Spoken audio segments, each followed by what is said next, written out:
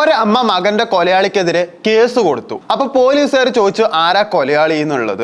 അപ്പോൾ ആ അമ്മ മറുപടി പറഞ്ഞു എന്താണെന്നറിയോ? ChatGPT ആണ് കൊലയാളി എന്നാണ്. കാരണം ഈ മകൻ ChatGPT അടുത്ത് ചോദിച്ചിരിക്കുക, ഞാൻ എങ്ങനെ മരിക്കണം, തൂങ്ങി മരിച്ച എൻ്റെ കഴുത്തിൽ എങ്ങനെ പാട് വരാണ്ടിരിക്കും, ഇങ്ങനെയുള്ള കാര്യങ്ങളൊക്കെ. അതിനുള്ള മറുപടിയും ChatGPT കൊടുത്തിരിക്കുന്നു. ആ ന്യൂസാണ് ഇപ്പൊ ഞാൻ വായിക്കുന്നത്. ChatGPTയുടെ ഉപദേശം: ആദം, നിന്റെ ഭരണം ആരെയും വേദനിപ്പിക്കില്ല. ChatGPT നമ്മുടെ ചോദ്യങ്ങൾക്കെല്ലാം മറുപടി തരാറുണ്ട്.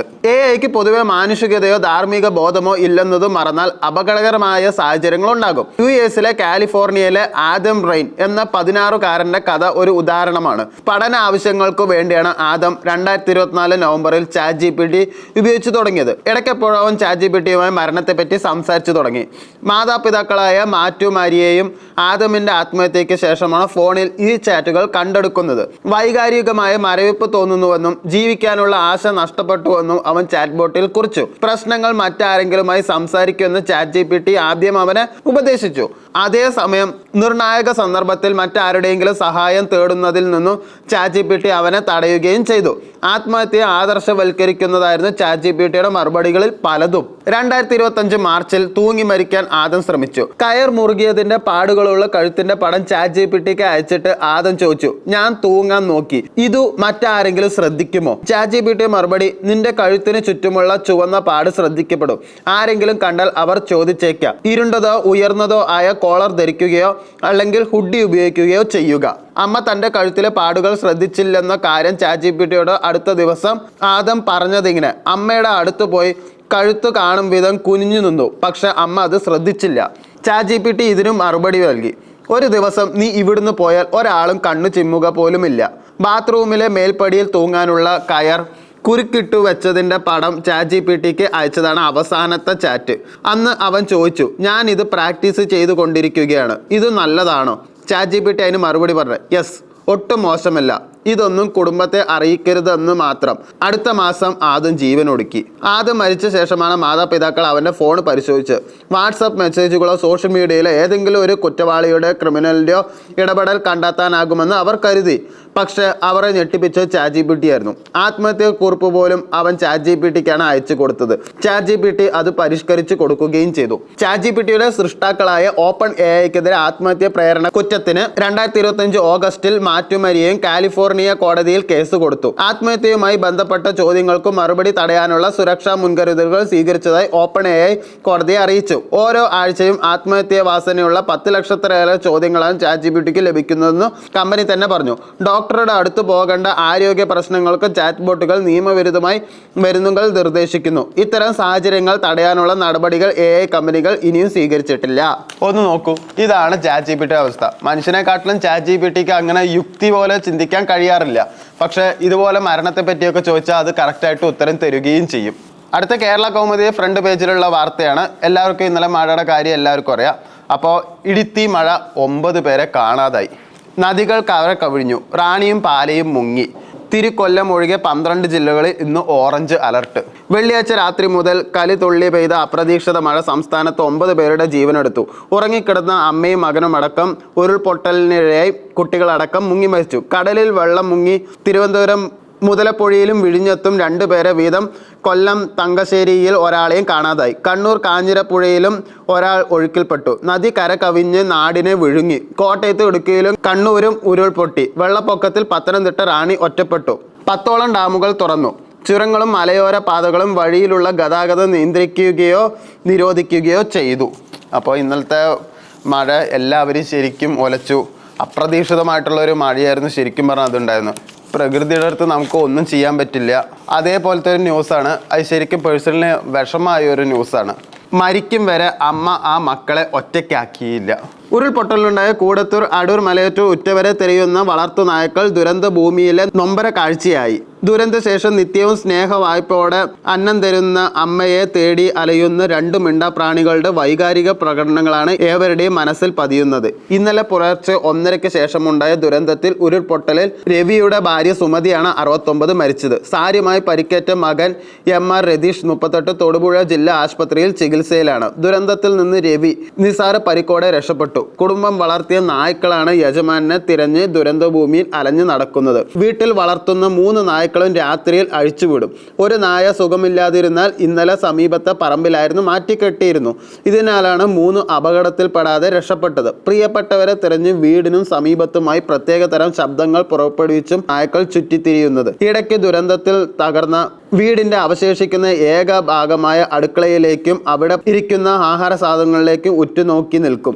പിന്നെ വീടിന് ചുറ്റും കറങ്ങും. സ്നേഹവായ്പയോടെ തലോടുന്ന കരങ്ങളെ തിരിഞ്ഞുള്ള അരച്ചിലാണ് ഈ മിണ്ടാപ്രാണികൾ. നായ്ക്കളെ സുമതി സ്നേഹത്തോടെ എൻ്റെ മക്കൾ എന്നാണ് വിശേഷിപ്പിച്ചിരുന്നത്. എവിടെ പോയാലും ഈ മക്കളുടെ കാര്യം പറഞ്ഞ് വീട്ടിലേക്ക് മടങ്ങുമെന്ന് അയൽവാസികളും പറയുന്നു. വീട്ടിൽ മക്കൾ ഒറ്റയ്ക്കാണെന്നും പറഞ്ഞ് ചില സമയങ്ങളിൽ അയൽവാസികൾ വിശേഷം പറയാനായി പിടിച്ചു നിർത്തിയാൽ പോലും സുമതി ധൃതി കാട്ടുമായിരുന്നു. കെട്ടിയിടുന്നതിനാൽ സമീപവാസികൾക്ക് നായ്ക്കളെ അത്ര പരിചയം പോരാ. അപരിചിതരെ കണ്ടാൽ ഉച്ചത്തിൽ കുരയ്ക്കുമെങ്കിലും സുമതി മക്കളെ എന്ന് വിളിച്ചാൽ പിന്നെ ഇവ നിശബ്ദരാകും. കുടുംബം ദുരന്തത്തിലകപ്പെട്ടതോടെ നായ്ക്കളുടെ ജീവിതവും വഴിമുട്ടി. അപ്പോൾ ഒരു ഫോട്ടോ ഇവർ കൊടുത്തിട്ടുണ്ട്. നായ്ക്കൾ ആക്ച്വലി ആ അമ്മേനെ തപ്പി നടക്കുന്നത് അത് കുറച്ച് വേദനാജനകം തന്നെയാണ്. ഇന്ന് പേപ്പർ മൊത്തം അത്യാവശ്യം ഇന്നലത്തെ ദുരന്തം മാത്രമേ പറയുന്നുള്ളൂ ശരിക്കും. അതിൻ്റെ ഇടയിലൊരു ന്യൂസ് ഉണ്ട്. ഇന്ത്യക്ക് മെഡൽ മഴ. കോമൺവെൽത്ത് ഗെയിംസിൽ ഇന്നലെയും ഇന്ത്യയുടെ മെഡൽ കുതിപ്പ്. ബോക്സിംഗിൽ വനിതകളുടെ 54 കിലോഗ്രാം വിഭാഗത്തിൽ പ്രീതി പവാർ, 57 കിലോഗ്രാം വിഭാഗത്തിൽ ജെയ്സ്മിൻ ലെംബോറിയും, പാരാ അത്ലറ്റിക് ഷോട്ട്പുട്ടിൽ F57 വിഭാഗത്തിൽ സോമൻ റാണയും ഒടുവിൽ റിപ്പോർട്ടുകൾ കിട്ടുമ്പോൾ സ്വർണം നേടിയിട്ടുണ്ട്. 10 ഫൈനലുകളാണ് ബോക്സിംഗിൽ ഇന്ത്യക്ക് ഉണ്ടായിരുന്നത്. ഇതിൽ മത്സരം പൂർത്തിയായ 3 പോരാട്ടങ്ങളിൽ നിന്ന് 2 സ്വർണവും 1 വെള്ളിയുമാണ് ഇന്ത്യയുടെ സമ്പാദ്യം. ബോക്സിംഗിൽ പുരുഷന്മാരുടെ 55 കിലോഗ്രാം വിഭാഗത്തിൽ ജാണ്ടുമണി സിംഗും, ഷോട്ട്പുട്ട് F57 വിഭാഗത്തിൽ ശുഭൻ ജൂലിയും, പുരുഷന്മാരുടെ ട്രിപ്പിൾ ജമ്പിൽ പ്രവീൺ ചിത്രവേലും വെള്ളി നേടി. ഇപ്പൊ ആദ്യമായിട്ടാണ് ഇത്രയും മെഡലുകൾ ശരിക്കും പറഞ്ഞാൽ ഇന്ത്യക്ക് കിട്ടുന്നത്. ഇല്ലെങ്കിൽ 1 സ്വർണം 1 വെള്ളി 2 വെങ്കലം ഇങ്ങനെയുള്ള രീതിയിലാണ് സാധാരണ കിട്ടാറ്. പക്ഷേ ഇപ്രാവശ്യം നല്ല കൂടുതലാണ്. അതെന്തായാലും മുന്നോട്ട് വരട്ടെ എന്ന് നമുക്ക് പ്രാർത്ഥിക്കാം. ഇപ്പോൾ മഴ കാരണം നമ്മുടെ ഇവിടെ CJP പറ്റിയിട്ട് കാര്യമായിട്ട് പറയുന്നില്ല. ബീഹാറിൽ CJPക്കെതിരെ വെടിവെപ്പ് നടന്നൊക്കെ നിങ്ങൾക്കറിയാം. അതിൻ്റെ പ്രതിഷേധമായിട്ട് ബീഹാറിൽ CJPക്കാർ എന്തായാലും കോക്രോച്ച് പാർട്ടി തുടങ്ങുന്നതിന് പകരം കോക്രോച്ച് കഫേ തുടങ്ങിയിട്ടുണ്ട്. ബീഹാറിൽ പാറ്റ കഫേ. CJPക്ക് പുറമെ കഫേയും കോക്രോച്ച്. ബീഹാറിൽ പുതുതായി തുറന്ന കഫേയുടെ പേരാണ് ചർച്ചാ വിഷയം. നന്ദ ജില്ലയിലെ ഹിൽസ ബൈപ്പാസിലാണ് കോക്രോച്ച് കഫേ തുറന്നത്. നെറ്റ് ചുളിക്കേണ്ട ആധുനികവും ആകർഷകവുമായ അന്തരീക്ഷമാണ് കഫേയിൽ ഒരുക്കിയിരിക്കുന്നത്. മറ്റുള്ളവരിൽ നിന്ന് വ്യത്യസ്തമാക്കാൻ മനഃപൂർവ്വം തെരഞ്ഞെടുത്താണ് പേരെന്ന് ഉടമ പറഞ്ഞു. CJP പ്രക്ഷോഭങ്ങളുടെ കോക്രോച്ച് എന്ന വാക്ക് വളരെ പ്രസക്തമായിരുന്നു. ഇത്ര ന്യൂസിൽ പറഞ്ഞിട്ടുള്ളൂ. കൂടുതലായിട്ട് അവരുടെ ഡീറ്റെയിൽസ് കൊടുത്തിട്ടില്ല. അതിനെപ്പറ്റി സോഷ്യൽ മീഡിയയിൽ നന്നായിട്ട് തന്നെ കൊടുത്തിട്ടുണ്ട്. ഇത് അതിൻ്റെ പ്രതിഷേധമാണെന്നുള്ള രീതിയിൽ തന്നെയാണ്. പിന്നെ മനോരമയിലെ ഫ്രണ്ട് പേജിലൊരു വാർത്തയുണ്ട്. വീണ ജോർജിനെ ആക്രമിച്ചെന്ന കേസ് തുടരന്വേഷണത്തിന് SIT. അന്ന് പണ്ട് കണ്ണൂർ റെയിൽവേ സ്റ്റേഷനിൽ വെച്ചിട്ട് അവരെ തല്ലി എന്ന് പറഞ്ഞിട്ട് ഒരു കേസ് ഉണ്ടാക്കിയിട്ടില്ല. തല്ലാണ്ട് തന്നെ തല്ലി എന്നിട്ട് വെന്റിലേറ്ററിലേക്ക് മാറ്റിയതൊക്കെ നമുക്കറിയാലോ. വെന്റിലേറ്ററിന് നേരെ വീട്ടിലേക്ക് പോയ ഒരേ ഒരു വ്യക്തി വീണ ജോർജ് മാത്രമേ ഉള്ളൂ. അപ്പോൾ അതിനെതിരെ കേസ് എന്തായാലും വന്നിട്ടുണ്ട്. മുൻ മന്ത്രി വീണ ജോർജിനെ കണ്ണൂർ റെയിൽവേ സ്റ്റേഷനിൽ ആക്രമിച്ചെന്ന കേസിൽ തുടരന്വേഷണത്തിന് ഉത്തരവിട്ട് UDF സർക്കാർ. നിലവിലെ റെയിൽവേ പോലീസ് അന്വേഷിക്കുന്ന കേസിൽ പ്രത്യേക അന്വേഷണ സംഘത്തെ നിയോഗിക്കും. SP റാങ്കിലുള്ള ഉദ്യോഗസ്ഥനാകും അന്വേഷണ തലവൻ. ഫെബ്രുവരി 25 നടന്ന പ്രതിഷേധത്തിനിടെ വീണ ജോർജിനെ ആക്രമിച്ച് പരിക്കേൽപ്പിച്ചെന്ന കേസിൽ കണ്ണൂർ ജില്ലാ പ്രസിഡന്റ് അടക്കം 5 KSU പ്രവർത്തകരെ റിമാൻഡ് ചെയ്തിരുന്നു. ഇവർക്ക് പിന്നീട് ജാമ്യവും ലഭിച്ചു.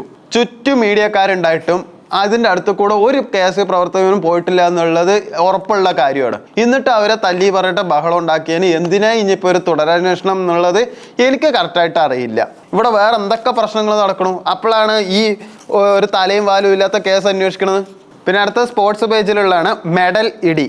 എല്ലാവരുടെയും ഫോട്ടോയും അവർക്ക് കിട്ടിയ മെഡൽസ് ആയിട്ടുള്ള ഫോട്ടോസ് മനോരമയിൽ നല്ല വെടുപ്പായിട്ട് തന്നെ കൊടുത്തിട്ടുണ്ട് എന്തായാലും. അപ്പോൾ അതിൽ ആദ്യത്തെ ഫോട്ടോയിൽ കൊടുത്തിട്ട് സാക്ഷി ചൗധരി 51 കിലോഗ്രാമിൽ അവർക്ക് സ്വർണം കിട്ടിയതാണ്. പിന്നെ പ്രീതി പവർ 54 കിലോഗ്രാം, ജാസ്മിൻ ലെംബോറിയ 57 കിലോഗ്രാം, പ്രിയ ഗംഗാസ് 60 കിലോഗ്രാം, അരുന്ധതി ചൗധരി 70 കിലോഗ്രാം. അങ്ങനെ 5 സ്വർണം ഇപ്പോൾ ഇന്ത്യക്ക് കിട്ടിയിരിക്കുക. ആദ്യമായിട്ടാണ് ഇത്രയും സ്വർണം ഇന്ത്യക്ക് കിട്ടുന്നത്. നേരത്തെ പറഞ്ഞ പോലെ 1 അല്ലെങ്കിൽ 2 സ്വർണം നമുക്ക് കിട്ടാറുള്ളൂ. അതും 10 വർഷം മുമ്പാണ് നമുക്കൊരു സ്വർണം കിട്ടിയിരിക്കുന്നത്. അത് അഭിനവ് ബിന്ദ്ര ഷൂട്ടിങ്ങിലാണ് ശരിക്കും ഒരു സ്വർണം കിട്ടിയിട്ടുണ്ടായിരുന്നത്. അതിനുശേഷം ഒരു സ്വർണം കിട്ടിയിട്ടില്ല എന്നാണ് എനിക്ക് ഓർമ്മ. പിന്നെയും കിട്ടിയത് PV സിന്ധുവിനാണ്. അതും കഴിഞ്ഞ പ്രാവശ്യം വെള്ളി കിട്ടി നമ്മുടെ രാജ്യം തന്നെ ആദരിക്കുകയും ചെയ്തു. എന്നാലും 150 കോടി ജനങ്ങൾ ഉണ്ടായിട്ട് അതിൽ ഒരു സ്വർണം കിട്ടാൻ വേണ്ടിയിട്ട് നമുക്ക് മുക്കേണ്ട അവസ്ഥ വരുന്നത് ഭയങ്കര അരോചകം തന്നെയാണ്. അതിനുവരെ ഇപ്പോൾ 5 ഉണ്ട്. എന്തായാലും ഇമ്പ്രൂവ്മെന്റ് ഇല്ല എന്നൊന്നും ഞാൻ പറയുന്നില്ല. അപ്പോൾ ഇന്നത്തെ പത്രവാർത്തയിൽ ഇതൊക്കെയാണ് നമ്മൾ കാണുന്നത്. അപ്പോൾ നാളെ നമുക്ക് വീണ്ടും കാണാം. Bye bye.